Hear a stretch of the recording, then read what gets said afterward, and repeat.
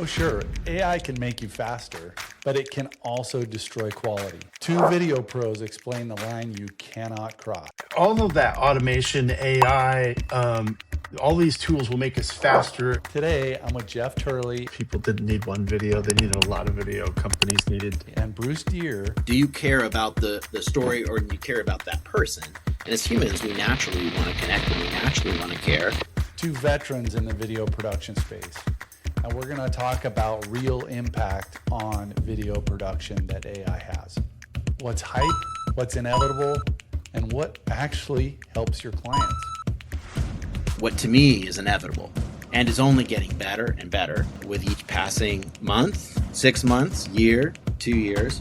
We get into how AI fits as a tool belt. Faster editing, larger expanding creative options, fixing audio, why storytelling and strategy are still bottleneck. So to me, I see it as just another tool in our tool belt to be able to use. Who's going to tell that story? Who's going to think about that story? That's really the genius of video, right? And how to lean in without losing authenticity or producing content that viewers immediately recognize as AI slop and don't trust it. And let's face it, it's all about trust. All right, thanks for joining us again today. We're here on From Grind to Gold, talking to agency owners of varying types about different aspects of their business. And today I've got two amazing people on, Jeff Turley and Bruce Deere, both in the video production world. We were just kind of laughing about, coming at video production from a different angle. So what I'm hoping to talk to you guys about today, first of all, welcome, guys.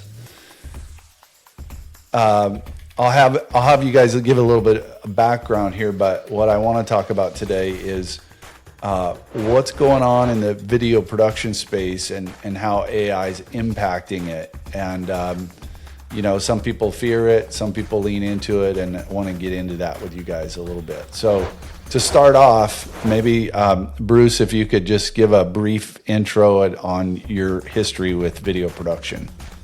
Sure. I guess shared before. Born and raised in Seattle, and went to the great college of University of Western Washington University, and got to do a little major in theater and economics there. And from that, ended up being kind of a great background for producing. Moved down to Los Angeles and lived there about 10 years, learning different parts of the trade in front of and behind the camera. But really found my sweet spot as working as a producer, a director, and being able to write for short form. Think like infomercials and commercials. And then from there, pivoted to living in New Orleans and was a lead producer there at one of the main production companies, and had a 4-state territory, and produced for you name it, big brands that came through, and really cut my teeth there, learning how to sell and understand short form video production, working with big crews, 20, 30, 40 people, to as small as just 2 or 3 person crews. So I really got a good experience working on all different sizes. And then about 8, 9 years ago, moved to Seattle and started Seattle Video and Photo, which I'm the owner, main producer, and have curated and a number of great videographers and people in the industry that I work with and train myself, and have been working with and specifically specialize in B2B. There are a lot of people out there that, they want to do weddings and funerals and things like that. I don't really focus on that. I prefer to work with businesses. I like to help tell their story. That to me is really interesting. So that's a little bit about me. Excellent. We'll come back to some of that here in a bit. Jeff, why don't you give a little bit of a synopsis on the Turley way? The Turley way. Well, Go Get Yourself started in 2012 with an idea ultimately that people didn't need one video, they needed a lot of video. Companies needed, two, 300 videos, and they needed to be able to take video and turn it very quickly and not do the full production at movie level or documentary level. Um, and coming out of owning a mortgage company, I realized, hey, you know what? All mortgage companies, all their loan officers need video. T-Mobile, a lot of their team needs, video. John L. Scott, all their agents need video. So that's where it really juiced in my mind of like, hey, how do we do that? And so what we did was put a very small production studio in the middle of downtown, location, downtown Bellevue at that time, and so people could use it, walk in, and reuse it. We created a membership format around that, and then that went so well, we created another production studio downtown, and soon it did go extremely well. COVID put a lot of different curveballs in place for us, and so we moved away a little bit from the whole gym membership format, just because our clients started to ask us for more and more production level videos, because they were doing a lot of the fast, easy stuff in house. And so that transformed us into more of a full production company, which we are today, that we do, the 25-person productions for like AWS or Amazon. But we also do have our what we call fast and easy production studio inside the Washington State Convention Center, that we can do, 5 or 10 videos a day and repeat that process, because that's ultimately where we were going originally. And we'll see if it does turn around and people do come back and start leveraging that in the future. But that's me in a very quick nutshell. Yeah, yeah. Well, so we've got this interesting technology, AI, that obviously produces videos. Although, my 18-year-old son reminds me, it's like, Dad, do not produce video or AI slop. Like, do not do it. It's blasphemous. And so this is a kid who kind of grew up on YouTube, right? Watching, quote unquote, back in the day before there was AI, which is going to be hilarious when he gets older. But Yeah. you can kind of tell. I mean, the slop is the thing, right? I mean, it does look like, and there are even commercials now that you see that is like, clearly that's AI. So, on one hand, you could poo poo it all. And on another hand, you could lean into it. But how do you do it and still make quality stuff? Like, so Bruce, you kind of have said, oh, I think I'm going to lean into it. Tell me what that means when you say I'm going to lean into it Yeah. from a video production Yeah, I standpoint. guess I'm also seeing how Jeff somewhat leaned into mass production in a way. First, it was like a different model before then, and then saying, "Hey, let's what do we have here?" Cameras became cheaper. People had cell phones. There are things that you could do. So I see AI in that way of as a person that's been an independent video production person, that I see like a wonderful imagination and great locations I'd love to be able to do, but most clients don't have that budget to do that. Whereas I can see like, hey, here's a really cool idea we could do using some of these locations that are AI generated and yourself inside the video, and create a hybrid to that. So for me, I think it's a wonderful opportunity to lead into, because in the other sense is like someone is going to do that. Someone is doing that. So it's a little like kind of saying this is what's coming, and then trying to fight what to me is inevitable and is only getting better and better with each passing month, 6 months, year, 2 years. And it's the part that I see is the conundrum, and will always be, is there is the time that it takes to figure out what that video will be. just like marketing. I mean, you can go to AI right now and get a big marketing plan, and it's great. Whatever, it's better than no plan, right? And but it's still going to take the time to execute that plan. Like somebody has to do it, and there'll be a lot Or of these someone has automated to think services. through what you're saying is someone has to think through what should this video or series of Yeah, videos, what story should it tell? How do we sure. architect that? Yeah, And you have to have the experience to know how that comes together. yeah. So to me, I see it as just another tool in our tool belt to be able to use. So that's how I'm kind of looking to lean into that, and I find it a fascinating area, and I'm excited about what's possible with it in that regard. Jeff, so I think I could say this, you work with a lot of enterprise level folks, Hmm. a lot, Yes. like Yes. big Yes. behemoths, Yeah. Amazon, Hmm. Microsoft, Hmm. T-Mobile, like those Hmm. kind Yeah. of businesses.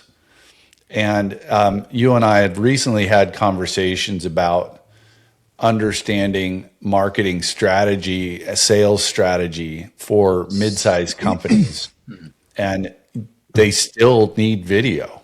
Like, in fact, more so because maybe consumers are so used to, I talked about my son being 18 and growing up on YouTube. They're so used to video. I was fixing my lawnmower. I literally looked up on AI. I took a picture, It's a little amazing. bit of a It's story. I amazing. took a Yeah, friggin' picture and I said, Hmm. this is what I'm trying to do. And it nailed it. Hmm. It Yeah. nailed it. It was like, oh, thanks for the picture. This is what it's showing me. You this is should a try Turo this. year Right. I Right. was like, 2015. good gracious, this is getting Yeah. out of hand. Yeah. Well, I So, think I think I don't know if I necessarily lean into it as well. I guess we do because I tell my guys, my editors, I'm like, go find the latest and greatest way to edit faster.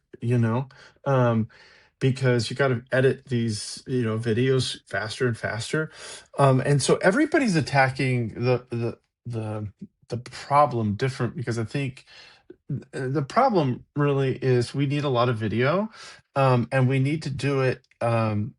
We need to do it well. We need our story told well, but not to the point where it takes so much time. And everybody seems to be attacking it differently. I do know, like for example, there are large companies in Seattle that we work with that they when we first started working with them, they had their one big studio.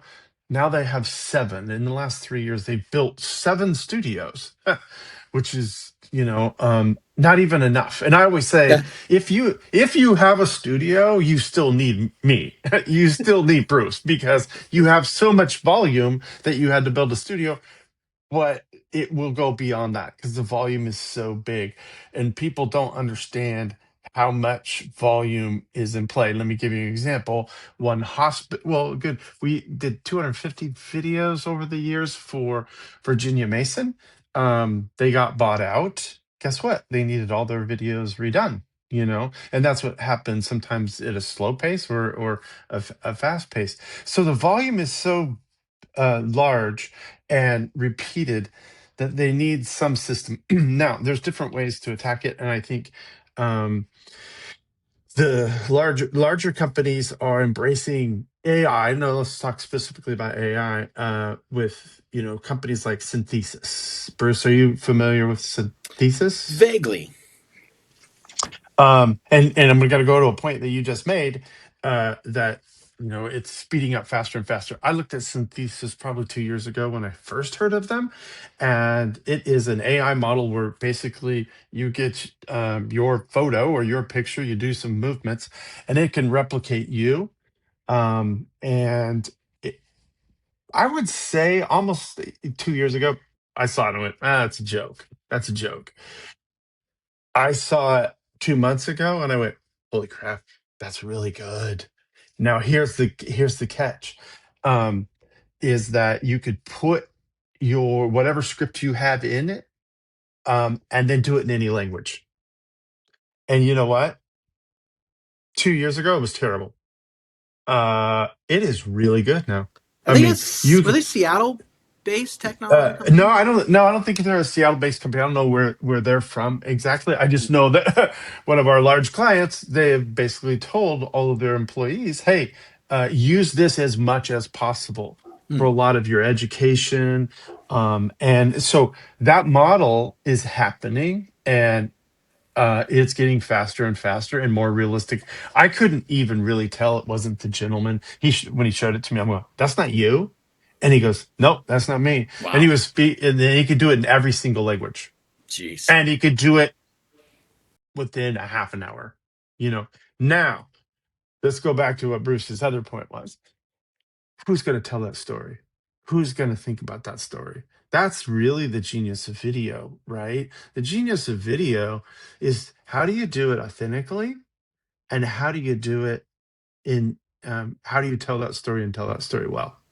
Yeah. What And story should you be telling? that I don't think can be done by AI. That is the part that will be very hard to put into a system. You know. And to that point, Jeff, is also I'm sure is such a common question that we always ask as producers is who is your audience? Who's watching this? Hmm.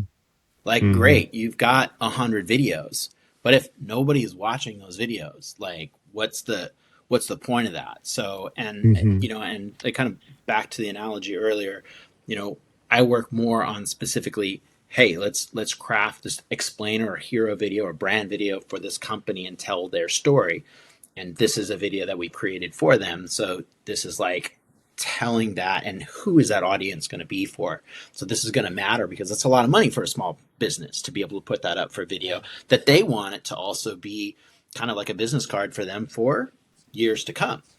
Like, this Hmm. is who we are, this is how we founded, this is our mission, this is our why.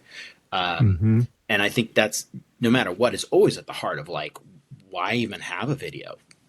Like, sometimes it feels like there's video just to have video, and that cheapens it, versus there's a why behind this, and this is what we're watching it for. Um, and that's part of the human connection here, and that's why I go Yeah. back to, hey, it's just it. At the end of the day, AI will be a tool for that. It can help answer that Yeah. question. Right. So, Right. Bruce, you're really thinking about what agencies would call or might call the funnel, right? Top of the funnel, the traditional funnel. Hey, the message is about building awareness.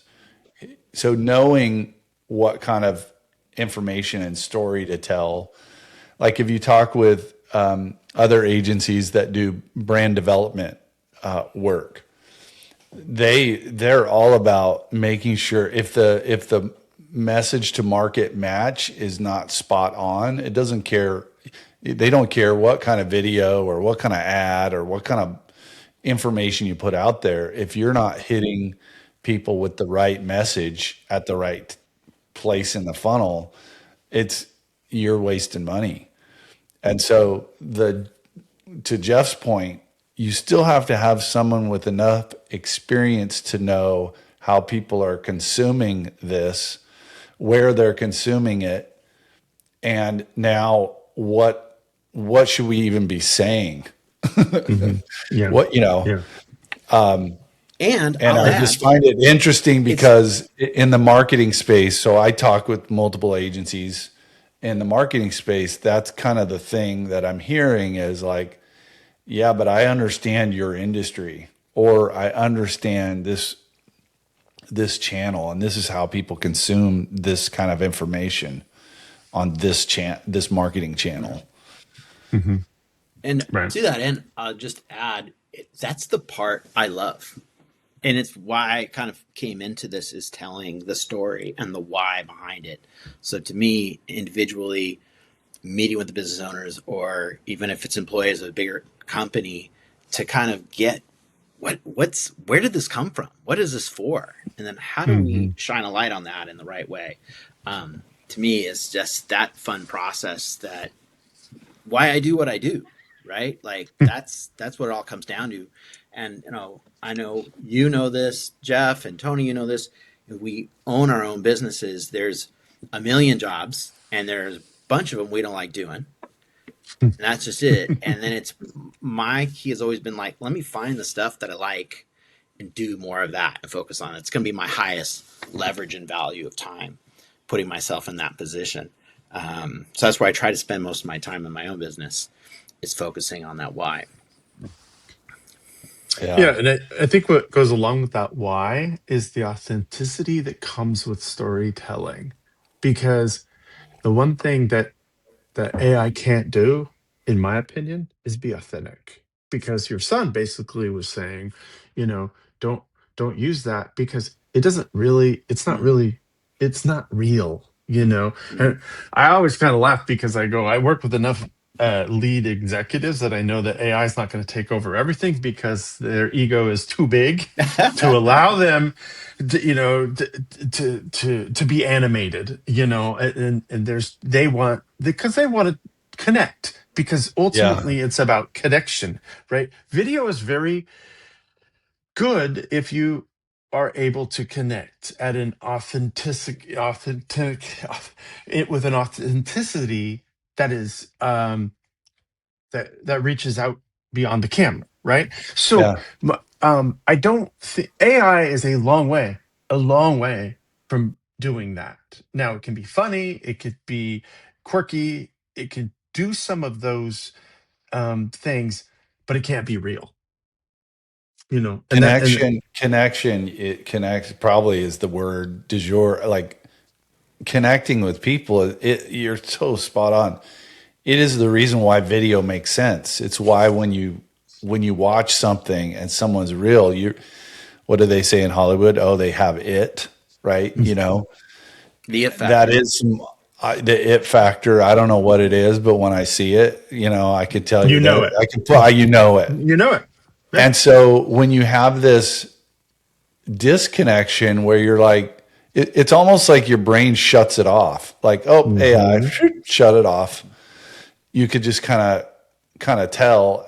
But when you have something that's connected, we've all watched commercials, we've all seen people talk on stage, we've all seen videos that really are done well, and it is totally about connection.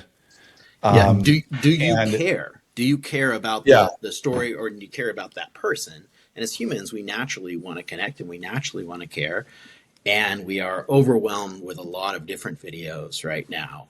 And so we are discerning of our tastes into, hey, is that interesting to me? Does this matter? Is it germane to what's going on in my life? So I think in that regard is like, yeah, good point. It's like AI is not as that authentic aspect to it.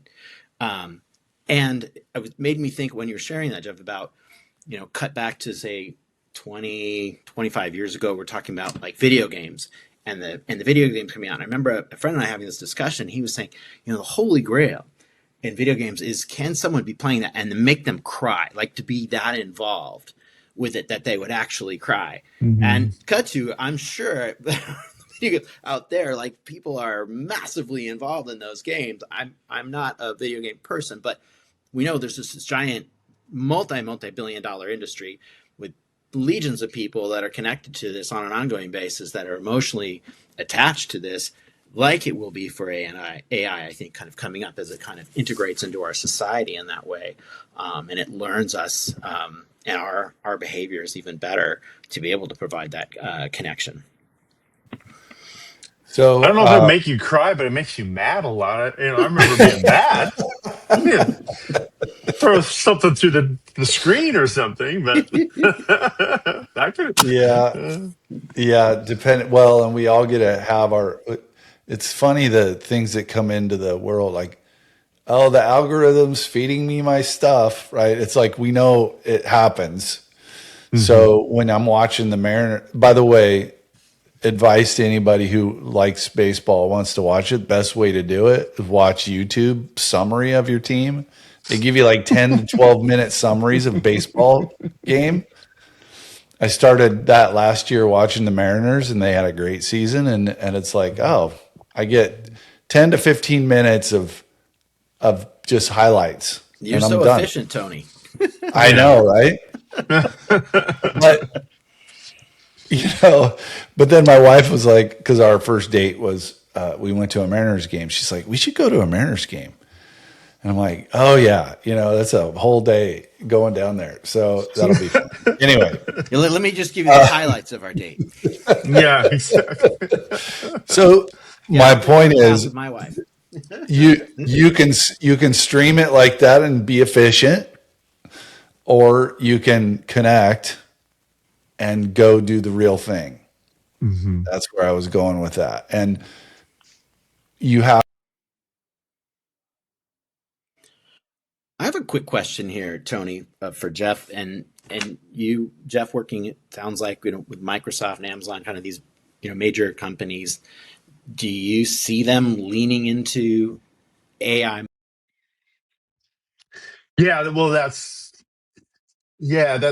kind of one of them. What I was using Synthesis is one because we do a lot of education type videos too. If we're not doing bigger stuff, they're trying to, but the question will be, is it there yet?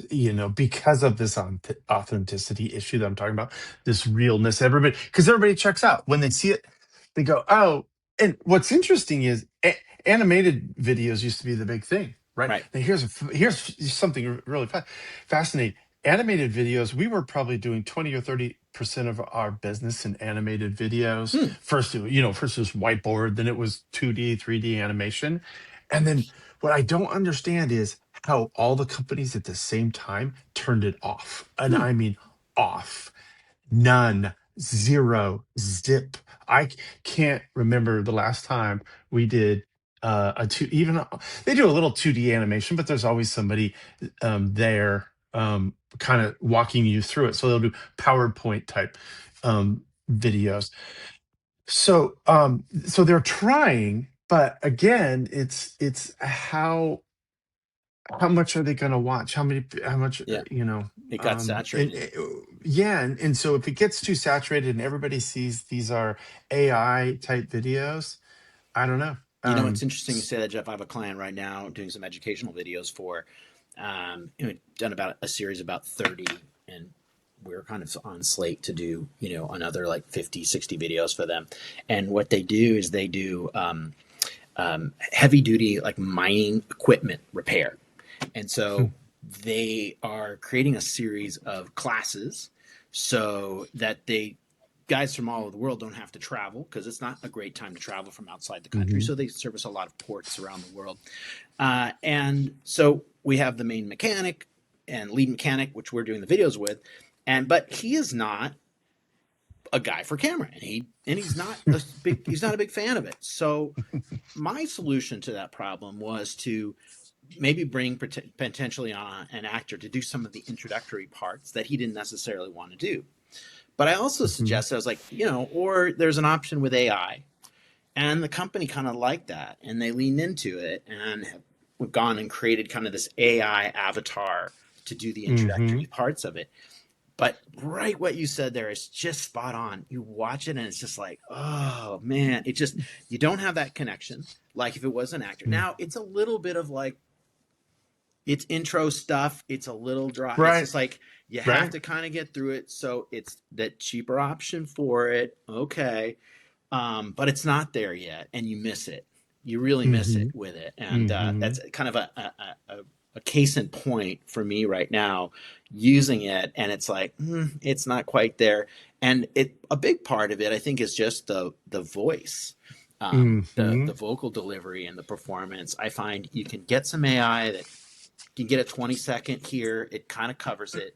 But if you try to get like 60 seconds or so, there's no emotional arc. It kind of gets there, and it doesn't take you on a journey with it. Yeah. Um, AI audio is fine I think you're right, about 20 seconds, but you get beyond that, it really shows itself up. You really can't tell in 20 seconds, yeah, but you get beyond that, you can.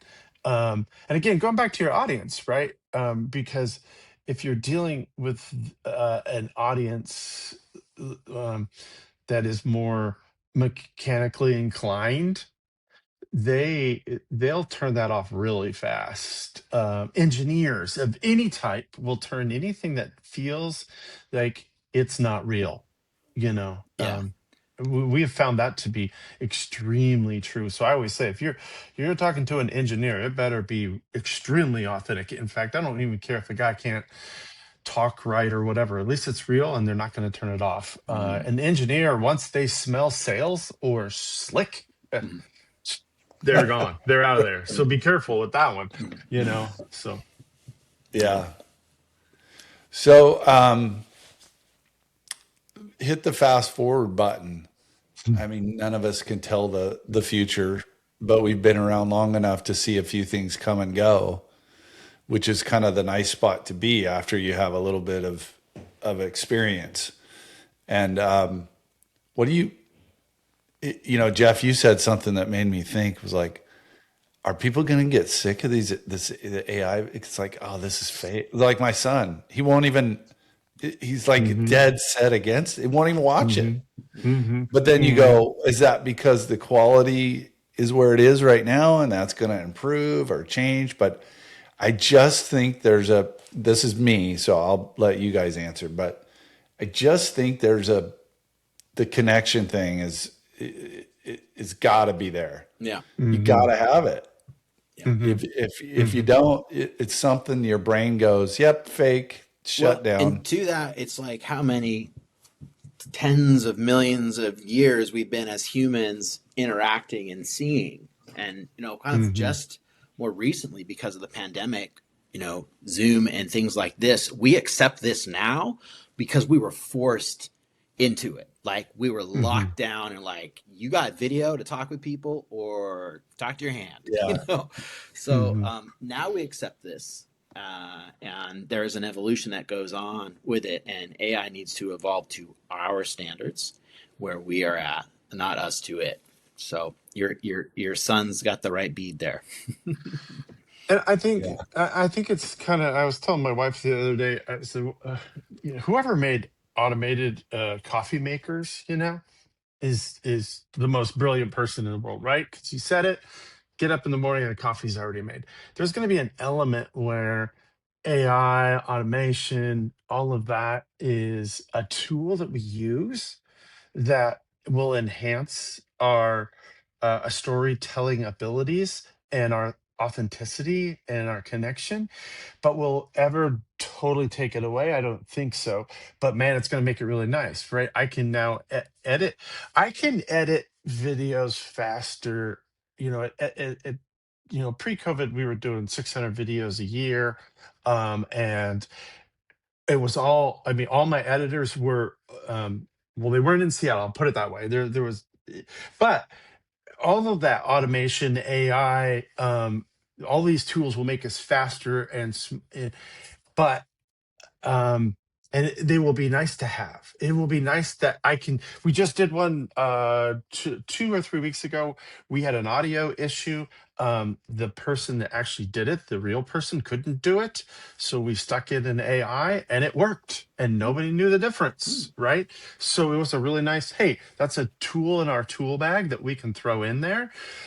But what was interesting was there was a longer version and nobody liked it, going back to what Bruce said, because once you get past the voice inflection and some of the extremely hard acronyms that they have to say, it didn't work. But it's a tool in our tool belt. And I think for quite a long time that you need to know, AI is a tool. It's a good one. Lean in, like Bruce was saying. I'm gonna lean into it. I'm gonna edit faster. I'm gonna have some creativity. I may even throw in an animated video that is clearly AI generated for 20 seconds.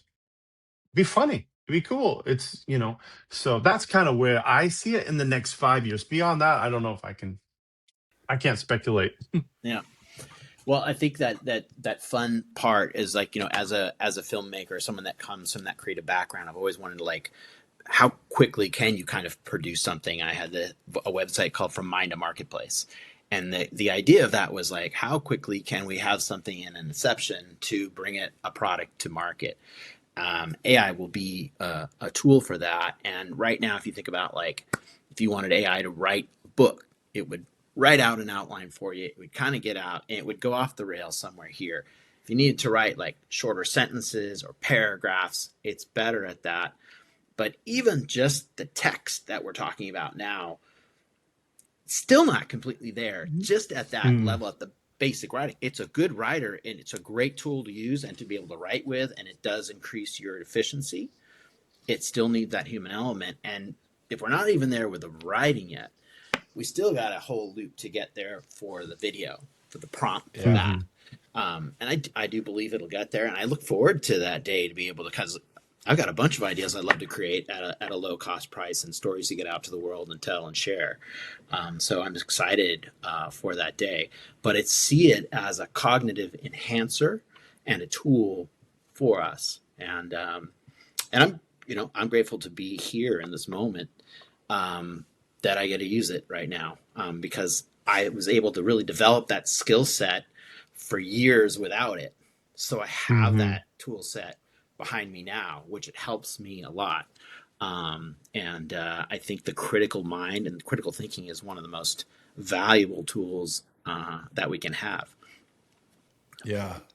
So what I'm kind of hearing in summary, if you're having somebody do video for your business, you're probably going to need more than one, maybe more than 10, because you have multiple channels that you have to get it out on.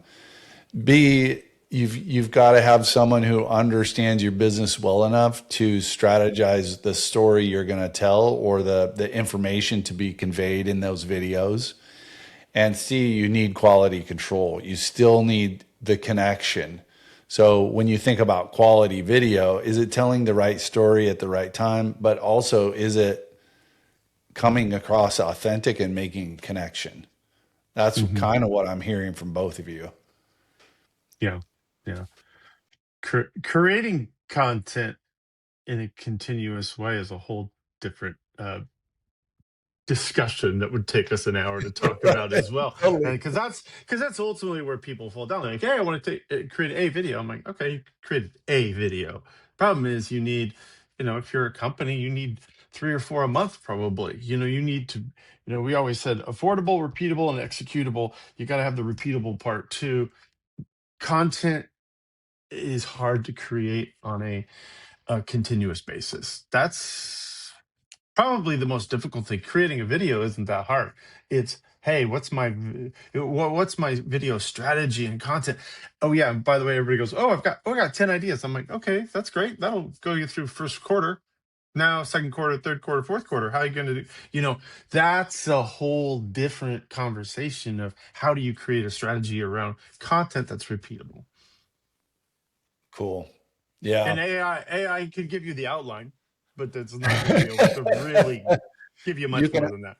Yeah, it's completely. Hey guys, I really appreciate your time today. This is great stuff. Anybody who's watching this, who's an agency, needs a video production partner. If you don't do it, if you don't have it internally, you definitely need a partner to do it, because marketing and sales, education, brand building, all of those things require video. People consume video faster on these jobbies.